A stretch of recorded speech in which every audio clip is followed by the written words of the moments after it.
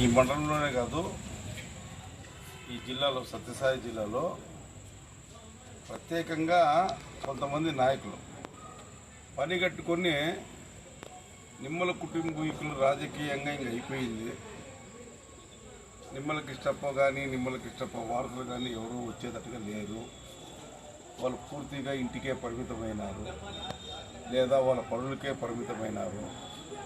కాబట్టి ఇక భవిష్యత్తు రాజకీయాలు ఉండవేమో వాళ్ళవి అనేటువంటి అనుమానాస్పదమైనటువంటి ఆలోచనలు వచ్చే విధంగా కొంతమంది నాయకులు ప్రవర్తించారు. వాస్తవంగా మేము పార్టీ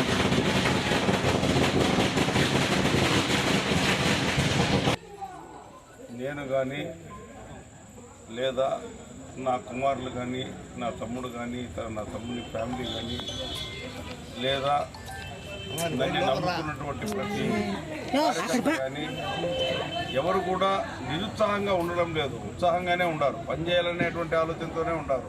పార్టీని ఇంకా పటిష్టం చేయాలనే భావంతోనే ఉండారు. అయితే అటువంటి ఆలోచనలకి అనుగుణంగా కొంతమంది నిర్ణయాలు తీసుకొని ఉంటే ఇంకా ఈ మండలంలో పార్టీ భవిష్యత్తు ఇంకా బాగుండేది. ఇప్పటికే చంద్రబాబు నాయుడు గారి వల్ల కానీ లోకేష్ వల్ల కానీ లేదా తెలుగుదేశం పార్టీ తీసుకునే ప్రతి నిర్ణయం వల్ల కానీ లేదా తెలుగుదేశం పార్టీ అనేకమైనటువంటి సంక్షేమ కార్యక్రమాలు సూపర్ 6 కావచ్చు, అనేకమైనటువంటి సంక్షేమ కార్యక్రమాల వల్ల కానీ ఈరోజు గతంలో నుంచి పెట్టే డెవలప్మెంట్ యాక్టివిటీస్ అన్నీ కూడా ఈరోజు తొందరలోనే కూడూరు దగ్గర ఒక 10,000 కోట్లతో ఒక పరిశ్రమ రాబోతూ ఉంది. ఇటువంటి నిర్ణయాలతో కానీ డెవలప్మెంట్స్ అనేవి కనపడుతూ ఉంటాయి. ఈరోజు కియా రావడం వల్ల ఎంతమందికి ఇక్కడ ఉపాధి దొరుకుతుందో ఒకసారి మీరు ఆలోచించారు. గోరంట కావచ్చు, అనేకమైనటువంటి ప్రాంతాలు ఎంతో మంది పోయి అక్కడ జీవించగలుగుతున్నారంటే ఈ కరువు ప్రాంతంలో అటువంటి పరిశ్రమలు రావంగా మేము బ్రతకగలుగుతాంలే అనే ఒక ధైర్యాన్ని ఇచ్చింది చంద్రబాబు నాయుడు గారు. ఆ విధంగా పరిశ్రమలు తీసుకొచ్చింది తెలుగుదేశం పార్టీ. కాబట్టి ఇంకా భవిష్యత్తులో ఇటువంటి పార్టీ పటిష్టంగా ఉంటే, పార్టీ ఇటువంటి పనిచేసేటువంటి నాయకులు ఉంటే చంద్రబాబు నాయుడు గారు లాంటి వాళ్ళు కానీ లేదా లోకేష్ లాంటి వారు కానీ మరి ఇటువంటి నాయకులు ఉంటే పార్టీ పటిష్టంగా ఉంటుంది. పార్టీ పటిష్టంగా ఉంటే పనులు డెవలప్మెంట్ యాక్టివిటీస్ కానీ సంక్షేమ కార్యక్రమాలు కానీ బాగా అమలయ్యేదానికి అవకాశం ఉంది. మరి గత 5 సంవత్సరాల కాలంలో మనం ఒకసారి చూసుకుంటే జగన్మోహన్ రెడ్డి ఏ తారీఖున పెన్షన్లు సక్రమంగా ఇచ్చిండే రోజు లేదు. జగన్మోహన్ రెడ్డి డెవలప్మెంట్ యాక్టివిటీస్ అస్సలు పూర్తిగా పక్కన పారేశాడు. పరిశ్రమల గురించి ఆయన ఆలోచన చేసిండే రోజే లేదు. నిరుద్యోగుల గురించి ఆలోచన చేసినటువంటి లేనే లేదు. రైతుల గురించి ఆలోచన చేసినటువంటి రోజు లేనే లేదు.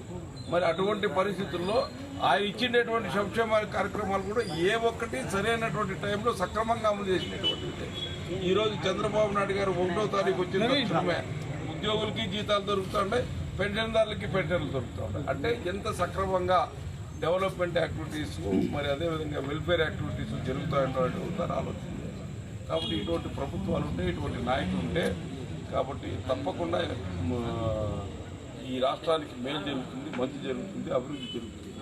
మరి ఇటువంటి పరిస్థితుల్లో ఇటువంటి నాయకుల మధ్యలో నా కొడుకులకు ఒక అవకాశం ఇచ్చి పనిచేసేటువంటి అవకాశం ఇచ్చినందుకు చాలా సంతోషంగా ఉంది.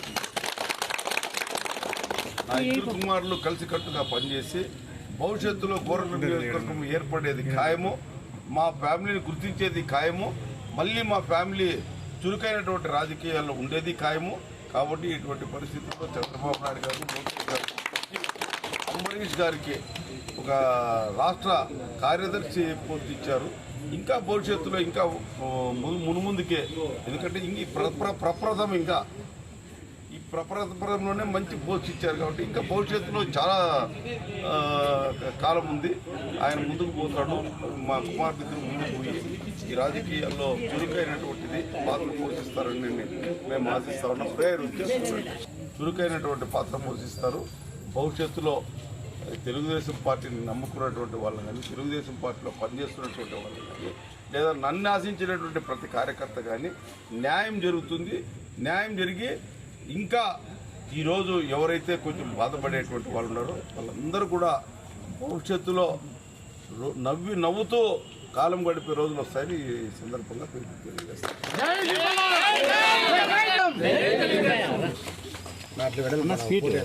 లోకేష్ గారి నాయకత్వం, చంద్రబాబు నాయుడు గారి నాయకత్వం, దింపల కిష్టప్పన్న గారి నాయకత్వం, అంబరీష్ గారి నాయకత్వం.